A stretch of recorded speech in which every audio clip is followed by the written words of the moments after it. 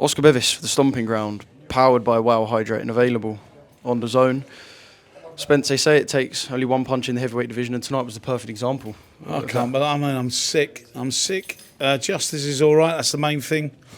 It's got no sort of adverse effects from the punch. So, you know, just gutted for him, gutted for his team. He came in late. He did everybody proud. He was winning by at least 5 rounds, I would have thought there. At least. I haven't seen the scorecards, but it looked like 5 rounds to me. And look, you know, you've got to give it to Fabio Wardley. He's, you know, come out with a punch like that.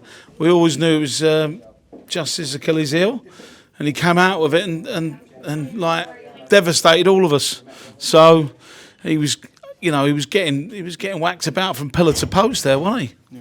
I mean, you know how good Justis Huni is. Yeah, I told everybody before. Did you expect him to be that dominant throughout the fight? Yeah, we did. We really thought, but we knew that Fabio Wardley had an equaliser, you know, and it unfortunately it just came out. But we were really confident, really confident.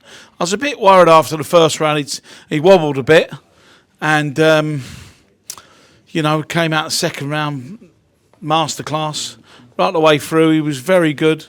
Plenty of head movement. Maybe got a little bit greedy there, you know. I just spoke to Eddie and he said that he didn't feel like there was a full 10 count. Is that something that you guys have spoken about? Look, it is what it is. I don't think there was a full 10 count. We've looked at it. It looks 9 to me. I think they should have at least given him a little bit of time. Justis said he was still groggy, but was coming to quite nicely. And you know, I think that, you know, I just spoke to his manager Mick Francis, and you know, they want a rematch because they felt that he was robbed. Do you think after the way the fight went, though, forget the knockout for a second, the domination that we saw from Justis, is that rematch going to be something that is going to be near on impossible to? I wouldn't have thought so. You're not going to rematch somebody who completely outclasses you. But listen, you've got to give it to Fabio Wardley with an equaliser like that. How far can he go? How far can Fabio Wardley go? Because he admitted up there, he said, look, I'm not an Usyk. You're not going to get that from me. No, look, but, you know, we had, I don't know, 20,000 supporters tonight in a place, you know, like Ipswich.